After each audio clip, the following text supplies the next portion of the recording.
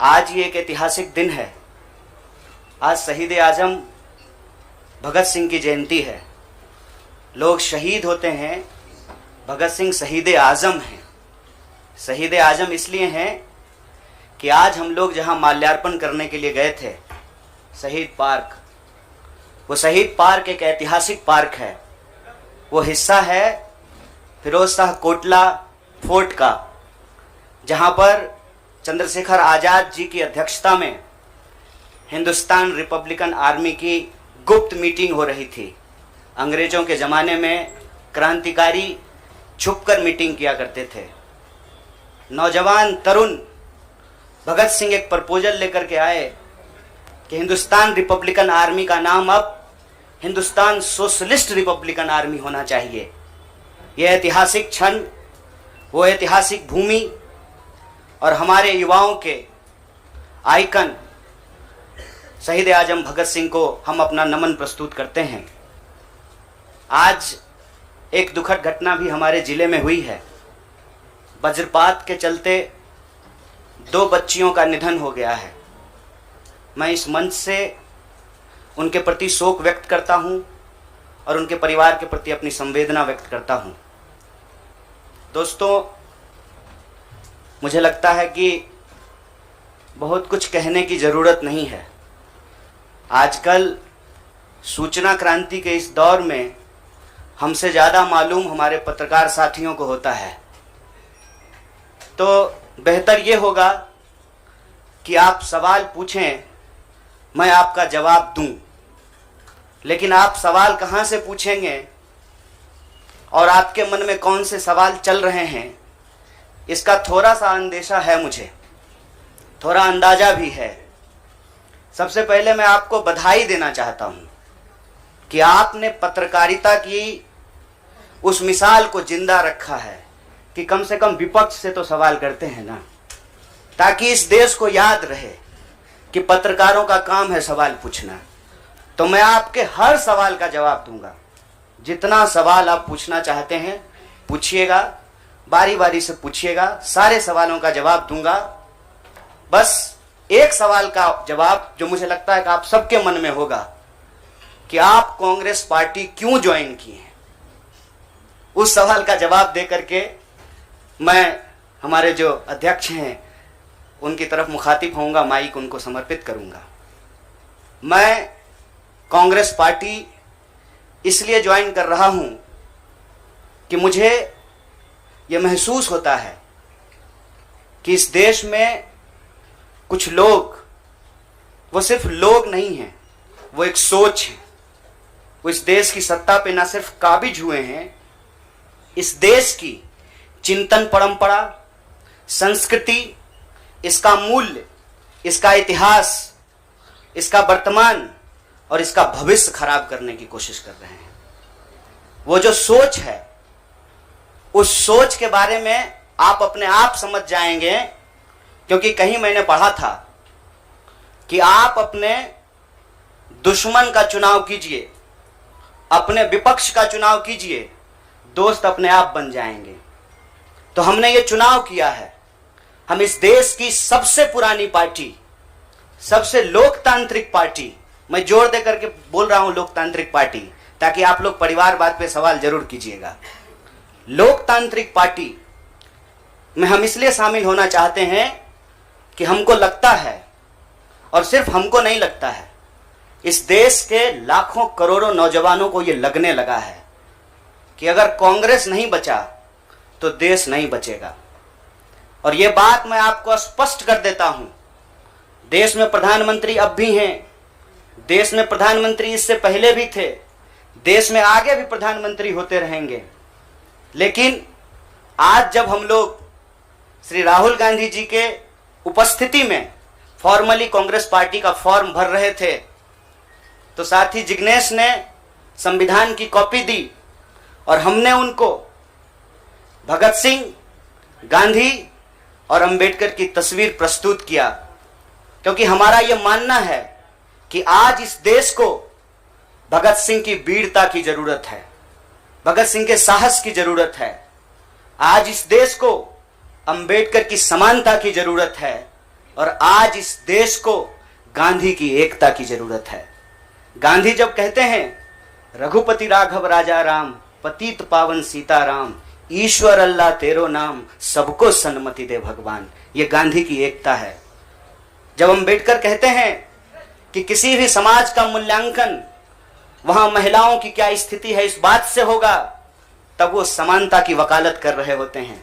मैं नहीं मानता हूं कि डॉक्टर बाबा साहब भीमराव अंबेडकर किसी एक समुदाय के नेता थे।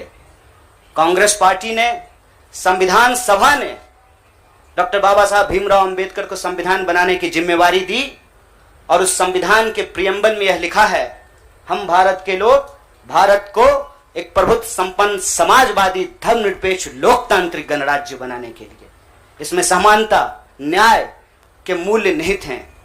और जब भगत सिंह कहते हैं कि आप व्यक्ति को कुचल सकते हैं, विचारों को नहीं, आप बम और पिस्तौल से कभी इनकलाब नहीं ला सकते हैं, उस साहस की जरूरत है हमको।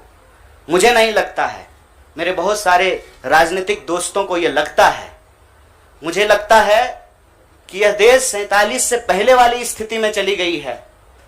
लेकिन जिनको लड़ना है उनके पॉलिटिकल इमेजिनेशन में आज भी हर कोई अपना अपना शोरूम बचाने के चक्कर में है। रे भाई, मॉल में आग लग गया है, दुकान बचाओगे? बस्ती में जब आग लग जाती है ना, बेडरूम की चिंता नहीं करनी चाहिए। आज हम इस मुहाने पे खड़े हैं कि इस देश के भीतर भारतीय होने की जो पहचान है, जिसमें बुद्ध निहित हैं, जिसमें कबीर निहित हैं, जिसमें नानक निहित हैं, जिसमें हर बार हर दौर में सत्ता से सवाल पूछने का साहस होता है, उस भारतीय चिंतन परंपरा को बचाने की जरूरत है। इसीलिए हम कांग्रेस पार्टी में शामिल हुए हैं कि कांग्रेस पार्टी वो पार्टी है जो गांधी की विरासत को लेकर के आगे चलेगा। कांग्रेस पार्टी वो पार्टी है जो सरोजनी नायडू के विचारों को लेकर के चलेगा। कांग्रेस पार्टी वो पार्टी है जो अम्बेडकर, नेहरू, अशफाक उल्लाह खान, शहीद आजम भगत सिंह और मौलाना अबुल कलाम आज़ाद के रास्तों पे चलेगा। हम जब भी समानता और बराबरी की बात करते हैं, यह कुछ व्यक्तियों तक सीमित नहीं है, यह भारतीय होने का इतिहास है। और इस भारतीय होने के इतिहास को अपने आप में यदि कोई समेटे हुए है तो देश की सबसे पुरानी पार्टी है। और जो लोग कह रहे हैं विपक्ष कमजोर हो गया है, यह सिर्फ विपक्ष के लिए चिंता की बात नहीं है। यह मैं नहीं कह रहा हूं, कोई शास्त्र, कोई किताब उठा करके देख लीजिए। जब विपक्ष कमजोर हो जाता है, सत्ता तानाशाही रुख अख्तियार कर लेती है। इसीलिए देश की सबसे बड़ी विपक्षी पार्टी, मैं कोई गुनागणित नहीं कर रहा हूं, लेकिन मुझे यह बात सीधे तौर पे समझ में आ रही है कि देश के लोकसभा में 545 सीट हैं, 200 लगभग सीट ऐसे हैं जहां भाजपा के सामने कांग्रेस के अलावे कोई विकल्प नहीं है। मैं ये नहीं कह रहा हूं कि मेरी जिम्मेवारी सिर्फ एक पार्टी के लिए है, लेकिन जो पार्टी सबसे बड़ी पार्टी है, सबसे बड़ी विपक्षी पार्टी है, उस पार्टी को अगर नहीं बचाया गया, अगर बड़े जहाज को नहीं बचाया गया, छोटी छोटी कश्तियां भी नहीं बचेगी। इसीलिए, और मैं जब यहां बैठा हुआ हूं, मेरे इतिहास को, मेरे वर्तमान को लोग देख रहे हैं। बहुत सारे सवाल हैं, वो आएंगे, उनका जवाब मैं दूंगा। लेकिन यह जो ऐतिहासिक जिम्मेवारी है, उस जिम्मेवारी से मैं अपना मुंह नहीं मोड़ सकता हूं। मैं जहां पैदा हुआ, जिस पार्टी में पला बढ़ा, उसके प्रति मैं आभार व्यक्त करता हूं। उसने मुझे सिखाया, पढ़ाया, लड़ने का जज्बा दिया है। लेकिन उस पार्टी के साथ साथ मैं उन लाखों करोड़ों लोगों को भी धन्यवाद देना चाहता हूं जो किसी पार्टी से जुड़े हुए नहीं थे। अपने स्कूल के व्हाट्सएप ग्रुप में जब हम लोगों के ऊपर अनावश्यक आरोप मढ़े जाते हैं तो अपने दोस्तों से लड़ रहे थे, अपने घरों में डिनर टेबल पर लड़ रहे थे। लोगों की दोस्तियां टूट गई हम लोगों के आंदोलन के समर्थन में, और मैं मजाक नहीं कर रहा हूं, लोगों के डिवोर्स तक हो गए। ये जो देश में एक वैचारिक संघर्ष छिड़ा है, उस वैचारिक संघर्ष को कांग्रेस पार्टी ही नेतृत्व दे सकती है, यह हमारा भरोसा है।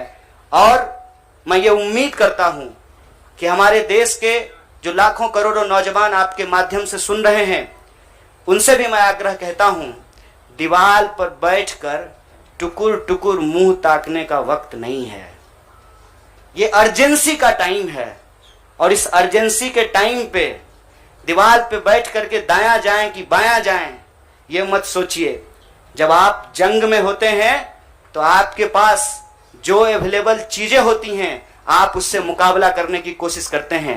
कांग्रेस पार्टी एक बड़ी जहाज है, अगर कांग्रेस पार्टी बचेगी तो हमारा मानना है इस देश के लाखों करोड़ों नौजवानों की आकांक्षाएं बचेंगी, गांधी की मीमांसा बचेगी, भगत सिंह के सपनों का भारत बचेगा और डॉक्टर बाबा साहब भीमराव अंबेडकर की समानता का भारत का निर्माण संभव हो पाएगा। इसी आशा और उम्मीद के साथ मैं इस पार्टी से जुड़ा हूं और मुझे पूरा भरोसा है कि कांग्रेस पार्टी जो अपने आप को एक लोकतांत्रिक पार्टी कहती है, आजादी के साथ, अपनी पूरी मुखरता के साथ सत्ता से सवाल पूछना और लोगों के हक के लिए लड़ना भिड़ना संघर्ष करने में हमारे साथी रहेंगे, हमारे सहयोगी रहेंगे। और ये परिवार संघ परिवार नहीं, वो क्या परिवार जो परिवार छोड़कर परिवार बनाना पड़े, वो परिवार जो आपको परिवार छोड़ने के लिए नहीं कहता है, कहता है कि अपने परिवार में रहिए।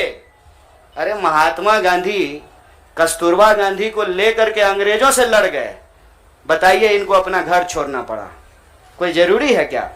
घर परिवार के साथ रहना है। डॉक्टर बाबा साहब भीमराव अंबेडकर भी अपने परिवार के साथ रहते थे। आप जितने बड़े लोग हैं उनका इतिहास उठा करके देख लीजिए, सब लोग अपने परिवार के साथ रहते थे। वो परिवार छोड़ करके बनने वाला परिवार नहीं। न्याय बराबरी और संघर्ष के लिए इस परिवार में मैं शामिल हुआ हूं। सभी सदस्यों के प्रति देश के अंदर फैले हुए लाखों करोड़ों कार्यकर्ताओं को अपना आभार व्यक्त करता हूं। बहुत बहुत शुक्रिया, बहुत बहुत धन्यवाद। शुक्रिया। मैं अब जिग्नेश भाई से प्रार्थना करूंगा कि वो अपनी बात कहेंगे। जिग्नेश जी आ जाएगा।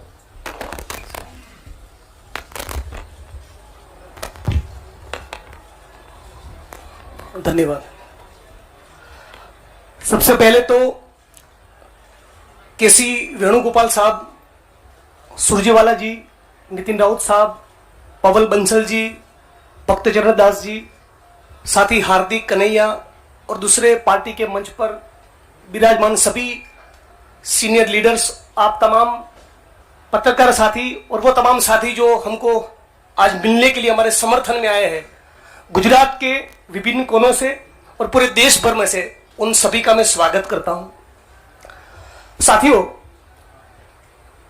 जो कहानी गुजरात से शुरू हुई, उस कहानी ने पिछले 6-7 साल में इस मुल्क में क्या उत्पात मचाया है, वो अब आपके हमारे सबके सामने है।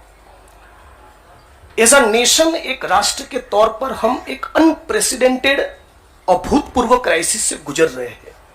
ऐसा संकट इस मुल्क ने पहले कभी नहीं देखा। हमारे संविधान पर हमला है, दिल्ली की सड़कों पर संविधान की कॉपी को जलाया जाता है, हमारे आइडिया ऑफ इंडिया पर हमला है, हमारे देश के लोकतंत्र के ऊपर हमला है। आज भाई भाई एक दूसरे का दुश्मन बन जाए, उतना जहर, नफरत एक सोची समझी साजिश के तहत दिल्ली और नागपुर साथ में मिलकर फैला रहे हैं। इस परिस्थिति में एक पॉलिटिशियन के तौर पे नहीं, बतौर एक भारतीय नागरिक, मैं अपने आप को ये जब सवाल पूछता हूं कि मेरा फंडामेंटल फॉरमोस्ट रिस्पॉन्सिबिलिटी, ड्यूटी क्या होना चाहिए, तो अंदर से जवाब यही आता है, कुछ भी करके इस मुल्क के संविधान, लोकतंत्र और आइडिया ऑफ इंडिया को बचाना चाहिए। और यदि उसको बचाना है तो मुझे उनके साथ खड़े रहना है जिसने स्वतंत्रता के आंदोलन में न केवल कंट्रीब्यूट किया है, उसको लीड किया है, अंग्रेजों को यहां से खदेड़ कर दिखाया है। और इसीलिए आज मैं इंडियन नेशनल कांग्रेस की इस मंच पर आपके साथ खड़ा हूं। एक टेक्निकल कारण के चलते मैं फॉर्मली पार्टी इसलिए ज्वाइन नहीं कर सकता क्योंकि मैं एक निर्दलीय विधायक हूं। If I join a party I may not continue as an MLA. मेरी पार्टी के सीनियर लीडर से बात हुई, मेरे मतक्षेत्र के साथियों से बात हुई, अपने आप से बात हुई, राहुल जी से बात हुई, तो मुझे लगा कि मैं इस विचार के साथ हूं ना, यह सबसे प्रमुख बात है। मैं इस मुहिम, मिशन और इस संघर्ष के साथ हूं, यह सबसे महत्वपूर्ण बात है। बाकी की फॉर्मेलिटी तो आने वाले महीनों में भी हो जाएगी। और राहुल जी ने भी कहा कि वो जो पर्चा भर के सदस्य लेने की बात है वो तो कल भी कर लेना, अभी अपने मत क्षेत्र के लोगों के साथ खड़े रहो। तो मैं फॉर्मली नहीं लेकिन इस विचार के साथ आज जुड़ चुका हूं और 22 का चुनाव में कांग्रेस के सिंबल से ही लड़ूंगा, उसके सारे कैंपेन्स का हिस्सा रहूंगा। और गुजरात के संदर्भ में आज साथी हार्दिक हमारे बीच में मौजूद है, तब कहना चाहता हूं कि आज राष्ट्रीय स्तर पे जो हो रहा है वो सब कुछ हम लोग गुजरात में देख चुके हैं, झेल चुके हैं। आप सभी पत्रकार साथियों के बीच में बड़ी चिंता के साथ ये कहना चाहता हूं, हमारी पार्टी ने इस मुद्दे को उठाया है कि 3000 किलो का ड्रग्स 15-20 लाख बेरोजगार युवा को नशे की चुंगाल में फंसाने के लिए अदानी के एयरपोर्ट पर उतर रहा है। आज जब महंगाई और बेरोजगारी उसके चरम सीमा पर है, तब गुजरात और देश की बेरोजगार युवाओं को रोजगार देने के बजाय ये फांसीवादी ताकतें चाहती है कि रोजगार तो ना मिले, उनको नशे के हवाले में झोंक दिया जाए। तो इन सारी परिस्थितियों में यदि बाबा साहब अंबेडकर के संविधान को बचाना है, हमारे आइडिया ऑफ इंडिया को बचाना है, भगत सिंह को जब मुकदमे की कार्यवाही के दौरान पूछा गया कि क्रांति क्या है, तब शहीद आजम ने कहा था कि क्रांति से हमारा मतलब है किसानों और मजदूरों के हाथ में सत्ता।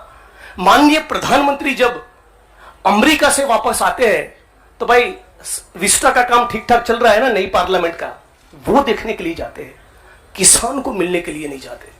तो किसान हो, मजदूर हो, दलित हो, आदिवासी हो, महिलाएं हो, सबके ऊपर एक जो अनप्रेसिडेंटेड हमला है, इसको रोकने के लिए मैं भारत की जनता को, भारत के 21 करोड़ दलितों को और सारे लाखों करोड़ों युवाओं को अपील करता हूं, सेंस ऑफ अर्जेंसी के साथ, अभी वक्त नहीं है, कूद पड़िए, एक नया आंदोलन छिड़ने वाला है। स्वतंत्रता के आंदोलन की जो रौनक थी, वो जो चार्म था, वो जो माहौल था, हमको वो क्रिएट करना पड़ेगा। यहां पर तमाम वो लोग जो सचमुच मानते कि देश को बचाना है, उन सभी को हम अपील करते हैं कि इस प्लेटफॉर्म के साथ जुड़िए। ये एक मिशन है और इसको मिशन की तरह लीजिए। और मुझे पूरी उम्मीद है, जैसे कि साथी कन्हैया ने बचाया, कि डेमोक्रेसी के हमारे इस मुल्क में बहुत डीप रूट्स है, पार्टी के भी डीप रूट्स है। तो साथ में मिलकर हम लोग लड़ेंगे, संघर्ष करेंगे और इस मुल्क को बचा पाएंगे। आप तमाम साथियों का मैं दोबारा स्वागत करता हूं और दोबारा इस प्लेटफॉर्म के माध्यम से पूरे देश की जनता को अपील करता हूं, सेंस ऑफ अर्जेंसी के साथ तुरंत जुड़िए। एक बहुत जबरदस्त माहौल हम लोगों को खड़ा करना चाहिए। मैं साथी हार्दिक, कन्हैया और दूसरे यंगस्टर्स के साथ पूरे देश में हम लोग जाएंगे और हजारों लाखों युवा इस प्लेटफॉर्म में जुड़े, आईएनसी के साथ जुड़े, कांग्रेस पक्ष के साथ जुड़े, इसके लिए लग जाएंगे। आप तमाम साथियों का शुक्रिया।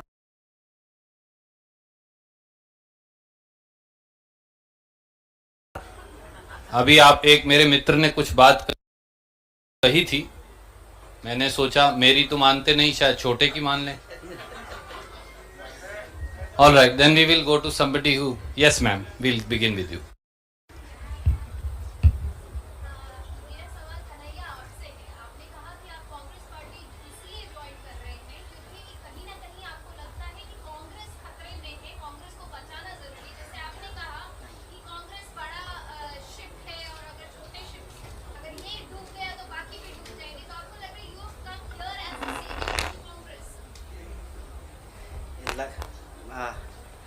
मैडम जी बुरा मत मानिएगा, लगता है कि सवाल आप पहले ही सोच लिए थे। मैंने ये नहीं कहा था कि कांग्रेस खतरे में है, हमने कहा देश खतरे में है, लोकतंत्र खतरे में है, आइडिया ऑफ इंडिया खतरे में है। आपने वो वीडियो देखा क्या, लाश के ऊपर डांस देखा ना, दिल पसीज गया होगा आपका। आपको नहीं लगा कि मैं इसके लिए कुछ कर पाऊँ, कुछ भी कर जाऊँ जो मैं कर सकती हूँ। आप जब सुनती होंगी कि बलात्कार हो गया किसी महिला के साथ, आपका गुस्से से जो है ना पूरा शरीर कांप जाता होगा। देश खतरे में है। पार्टियां तो बनती रहेंगी, पार्टियों की कोई कमी है क्या? हर शाम पार्टी होती है इस देश में।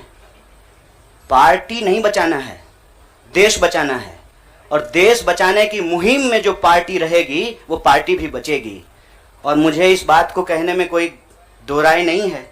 मैंने जितना इतिहास पढ़ा है अभी तक का एनसीईआरटी में जो लिखा हुआ है, अब अगले बार 2024 में क्या लिखा जाएगा नहीं पता। उसमें तो यही है कि देश को आज़ादी जो है वो महात्मा गांधी ने, सुभाष चंद्र बोस ने, सरदार वल्लभ भाई पटेल ने, क्या भाई हार्दिक, इन लोगों ने ही दिलाया ना। यही लोग लड़े थे। जो माफी मांगे वो बीड़ हो गए। आप सोचिएगा इसको। जो गोडसे को भगवान मानते हैं वो भाषण दे रहे हैं अमेरिका में जाकर के गांधी के ऊपर। हमारे गांव में एक गाना आता था, गांधी जी के भजन करे गांधी के हत्यारा। कितना अजीब लगता होगा आपको। देखिएगा वो फोटो जो हमारे देश के प्रधानमंत्री गांधी पे माल्यार्पण करते हैं। जीवन भर शाखाओं में कसम लिए होंगे कि गोडसे के सपनों का देश बनाएंगे और गांधी पे माला चढ़ा रहे हैं। See, I am not here to save the party. Please, I am respecting you. As a citizen, you can respect my right. देश खतरे में है और ये सिर्फ मैं नहीं कह रहा हूं, ये मुझे लगता है आप भी सोचते होंगे। समझ रहे हैं, अंग्रेजी का वो फ्रेज है dancing on dead, dead body पे कोई नाच रहा है। उस दिन खाना तो नहीं खाया गया। आप सोच के देखिए, आप इस पे विचार करके देखिए। मेरे गांव में अगर किसी की मौत हो जाए तो पूरे गांव में खाना नहीं बनेगा। हजारों लोग मर गए। देखे 71 वर्ष की उम्र में प्रधानमंत्री के लिए सोहर गाया गया। नया बच्चा जब पैदा होता है ना तो पूर्वांचल में सोहर गाते हैं लोग। प्रधानमंत्री बूढ़े हो गए हैं, उनके लिए सोहर गाया जा रहा है। तब जब अभी तुरंत लाखों लोगों की जान चली गई, ऑक्सीजन नहीं मिल रहा था, अस्पताल में बेड नहीं मिल रहे थे। आप में से कोई भी ऐसा इंसान है जिसके कोई जानने वाले नहीं मरे हो इसमें, इस क्राइसिस में? इतना बड़ा क्राइसिस जिसके देश में हुआ हो अभी तुरंत, वो अपने जन्मदिन का जश्न मनाएगा? ये भोंडापन है। इस संस्कृति को बचाने की जरूरत है और इस संस्कृति को बचाने के लिए मुझे लगता है कि कांग्रेस पार्टी में क्षमता मौजूद है। लोगों को यह बात पसंद हो या ना पसंद हो, हकीकत यह है कि पार्लियामेंट में सबसे बड़ी पार्टी कांग्रेस पार्टी है। इसीलिए इस पार्टी को यह जिम्मेवारी लेनी पड़ेगी और उस जिम्मेवारी को संभालने के लिए मैं यहां आया हूं। Thank you, News Nation. I'll come to you.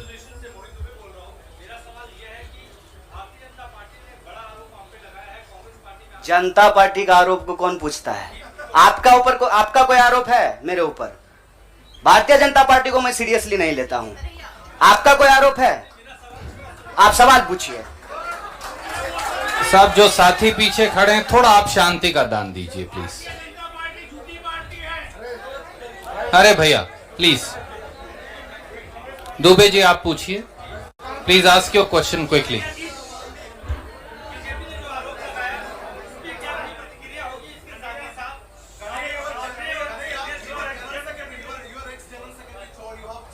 Yeah, please, you cannot interrupt. No, you have to have discipline. My humble request with folded hands. There is no, but yes, I am not Prime Minister. I will take your question. No, Don't worry. Democracy means that you should not supersede somebody who's asking question. That's what democracy is. Dubey भाई, आपका सवाल है, news nation से है। अच्छा, भारी जल्दी से पूछिए ना। नहीं, और लोगों ने किया, नाम बताएंगे। मेरा सवाल आपसे यह है कि तमाम जो कांग्रेस के और युवा नेता है वो छोड़ के चले गए, तो क्या माना जाए कि आप जितने भी लोग आपने ज्वाइन किया है, ये राहुल गांधी की नई टीम होगी, राहुल गांधी की सियासी जो नाव है उसको पार लगाने का काम करेंगे? देखिए, मैं यही कह रहा हूँ, हमारे देश के लोगों के पॉलिटिकल इमेजिनेशन को कुछ हो गया है। अभी क्या हो गया है मुझे समझ में नहीं आ रहा है। हमने आपके सवाल को अपने आप लेते हुए हमने अपने पूरे वक्तव्य को रखा। हमने कहीं भी कहा कि हम कोई टीम बना रहे हैं। बीसीसीआई थोड़ी है सर, मतलब टीम बना रहे हैं। मैं कह रहा हूं कि भारत की परंपरा, चिंतन परंपरा, सोच, जिस पे आपको गर्व होता है भारतीय होने के चलते, उस परंपरा को समेटने का, उसको आगे बढ़ाने का काम देश की सबसे पुरानी पार्टी कांग्रेस पार्टी ने किया है। उस पार्टी के पास एक ऐतिहासिक जिम्मेवारी है और इस देश का नागरिक होने के चलते, साथी जिग्नेश ने कहा, यह हमारी भी ऐतिहासिक जिम्मेवारी है कि कल को जब इतिहास लिखा जाएगा तो हमसे भी पूछा जाएगा, दुबे भाई आपसे भी पूछा जाएगा कि जब यह तमाशा हो रहा था तो हम क्या कर रहे थे। हमने वो कहानी सुनी है बचपन में, आपने भी सुना होगा। जंगल में आग लगी एक कोयल अपने चोंच में पानी भर करके जंगल की आग बुझाने की कोशिश कर रही थी। जंगल की आग नहीं बुझी, या बुझनी होगी बुझ जाएगी। कम से कम कोयल का वह ऐतिहासिक प्रयास जो है वो इतिहास याद रखेगा। और ये जो आप कह रहे हैं ना, डूबती हुई नाव, देखिए कभी कभी ना इंसान को भ्रम होता है, जैसे टिड्डे को भ्रम होता है कि वो अपने पांव से आसमान टिका रखा है। हमको ऐसा कोई भ्रम नहीं है। मेरे अकेले से कुछ नहीं होगा। जब आप जुड़ेंगे, हम जुड़ेंगे, इस देश के संविधान में, आइडिया ऑफ इंडिया में भरोसा करने वाले लोग जो हैं, जिसको हम कहते हैं गांधी के सपनों का भारत, जिसको हम कहते हैं भगत सिंह के सपनों का भारत, जिसको हम कहते हैं डॉक्टर बाबा साहब भीमराव अंबेडकर के सपनों का भारत, जिसको हम कहते हैं बिरसा मुंडा के सपनों का भारत, सावित्रीबाई फूले के सपनों का भारत, श्री कृष्ण सिंह के सपनों का भारत, जगजीवन राम के सपनों का भारत, मौलाना अबुल कलाम आजाद के सपनों का भारत, उस भारत को बचाने की बात नहीं कर रहा हूं। और सियासत, मैं बार बार कहता हूं, अगर सियासत सही होगी तो गलत लोग जो सत्ता पे काबिज है ना, मुझे भारत के लोगों पे बहुत भरोसा है। अरे हैं हम लोग थोड़ा सा आलसी, लेकिन जब आ गए ना अपने पे, 200 साल अंग्रेजों ने राज किया था, जब से भारत के लोग अपने पे आ गए ना, तो 1942 में भारत छोड़ो आंदोलन का जब नारा महात्मा गांधी ने दिया था, तो अंग्रेजों को भारत छोड़ करके जाना पड़ा था। और उस वक्त जो लोग अंग्रेज से पेंशन ले रहे थे, माफी मांग रहे थे, वो आज एनसीईआरटी की किताब बदल रहे हैं कि अपना नाम भी हम वीरों में लिखवा लें। इसीलिए मैं कह रहा हूं कि उस इतिहास को, उस चिंतन परंपरा को बचाने की जरूरत है। पार्टी अगर उस सिद्धांत पे चलेगी, संविधान के प्रियम्बल को रक्षा करने की कोशिश करेगी, पार्टी भी बचेगी और पार्टी सत्ता में भी आएगी। ऐसा मेरा उम्मीद है, ऐसे मेरी आशा है। Jainendra from ABP, can you please come forward and ask. हाँ, पूछिए जरा, एक सवाल पूछिए। हम एक आग्रह करें, आप लोग ना लड़ाई नहीं लगवाइए हमारे दोस्त के बीच में। भोरे से जो है ट्विटर पे आप लोग क्या क्या चला दिए हैं, और लोग हमको पूछ रहा है कि जिग्नेश का नाम काहे नहीं ट्रेंड कर रहा है। मैं आपसे आग्रह कर रहा हूं, हम ना अलग अलग लोग नहीं हैं, यह मंच आपस में बटा हुआ नहीं है। तो सवाल जो है, सारा तोप का गोला जो है हमारे तरफ ही नहीं हो, मंच के तरफ मुखातिब हो, मैं भी जवाब दे दूंगा। Yes, Jainendra ji please ask your question.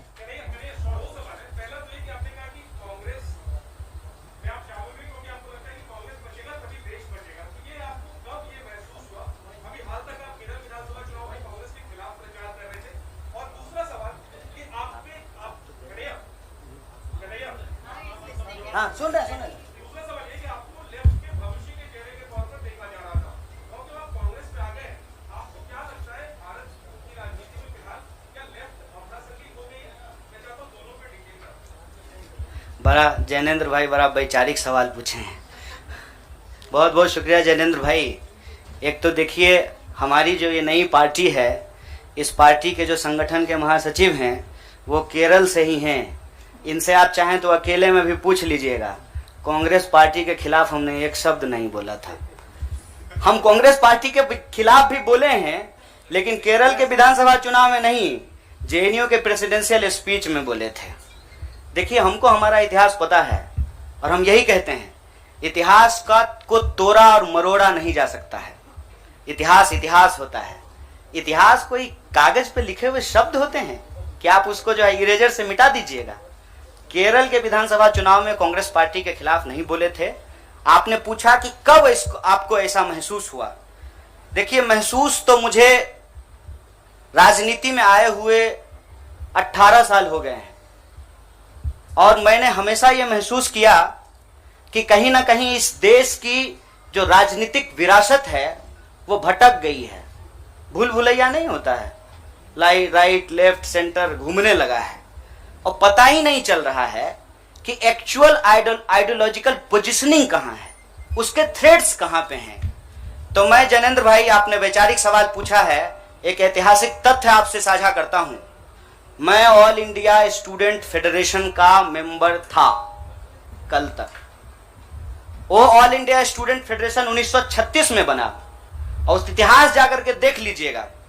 उसका जो इनॉग्रल सेशन था, पंडित जवाहरलाल नेहरू का उसमें भाषण हुआ था, और उस वक्त देश के जितने भी नौजवान थे सुनने में थोड़ा अजीब लग सकता है हमारे कुछ साथियों को, लेकिन अपने विद्यार्थी के होने के जमाने में अटल बिहारी वाजपेयी भी शामिल हुए थे, बाद में निकाल दिया गया था। मतलब अंग्रेजों के खिलाफ जो छात्रों का संघर्ष हो रहा था, सभी विचारधारा के लोग उसके सदस्य थे। और आपने जो वैचारिक सवाल पूछा कि आपको लेफ्ट के भविष्य के रूप में देखा जा रहा है, कौन कह रहा है कि लेफ्ट का भविष्य खराब हो गया है? व्यक्ति आते हैं और जाते हैं, संगठन हमेशा व्यक्ति से बड़ा होता है। व्यक्ति की अपनी एक भूमिका होती है, उस भूमिका को वो अपनी क्षमता से निभाने की कोशिश करता है। मैं आपको बता दूं, जहां जिस पार्टी से आप मेरा संबंध जोड़ रहे हैं, मैं वहां पैदा हुआ हूं। मेरे भीतर सोचने, समझने, लड़ने की जो क्षमता है, ये उसके ट्रेनिंग का हिस्सा है और मुझे इस बात का गर्व है। लेकिन वहां जो लड़ने का तरीका है और जिस तरीके से वो लड़ रहे हैं, मुझे लगता है आज जो देश की स्थिति है उसमें उसके स्पीड को बढ़ाने की जरूरत है और जो वैचारिक संकीर्णता है उसको तोड़ने की जरूरत है। मैं आपको एक बात बताना चाहता हूं। मैं अपने कई साथियों से पूछा कि क्या भगत सिंह की जयंती देश के सभी संगठनों को नहीं मनाना चाहिए, और क्या गांधी की तस्वीर सभी संगठनों के कार्यालय में नहीं होना चाहिए? यह हमारा इतिहास है, यह हमारी विरासत है। कुछ लोग बहुत चालाकी से विचारधारा की खोल में यह जो हमारी ऐतिहासिक विरासत और परंपरा है, इसको आपस में उलझाने की कोशिश करते हैं।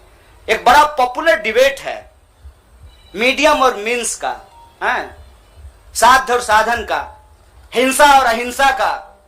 तो मैं आपके सामने इस सदन के समक्ष यह बात कहता हूं, जब भगत सिंह कहते हैं कि बम और पिस्तौल इनकलाब नहीं ला सकता है, मतलब भगत सिंह हिंसा का निषेध कर रहे हैं, वायलेंस को निगेट कर रहे हैं। और जब बापू कहते हैं, महात्मा गांधी कहते हैं करो या मरो, मतलब वो व्यक्ति के ऊपर होने वाली हिंसा को स्वीकार कर रहे हैं और अहिंसा को निगेट कर रहे हैं। देश की अर्जेंसी क्या है, इस बात को समझिए। और देश की अर्जेंसी यह है कि आप पैदा कहीं भी हुए हों, अगर गांव में आग लगी है, आप अपने दरवाजे के बाहर डंडा लेकर के गेटकीपर बन करके खड़ा हो जाएंगे कि घुसने नहीं देंगे, निकलने नहीं देंगे, तो आपका घर भी नहीं बचेगा, बेडरूम भी नहीं बचेगा। इसलिए समझदारी इस बात में है कि आपसी जो नाराजगी है, आपसी जो वैचारिक मतभेद है, उसको किनारा कीजिए और बस्ती बचाने के लिए इकट्ठा होइए, क्योंकि ये देश हम सबका है। इसीलिए लेफ्ट राइट का जो क्वेश्चन है ना, वो अप्रासंगिक इसलिए हो गया है कि आज आपको वैसे आदमी के साथ सामना करना पड़ रहा है जो हमारे जमाने का गोविंदा है, ड्रेस बदलते रहता है। इसीलिए इस वैचारिक भ्रम में नहीं पड़िए, देश बचाइए, संविधान बचाइए, यही हमारा लक्ष्य है। Siddharth from ANI. Siddharth, please go ahead and ask. Siddharth, सवाल पूछिए प्लीज. जिग्नेश जी जवाब देंगे.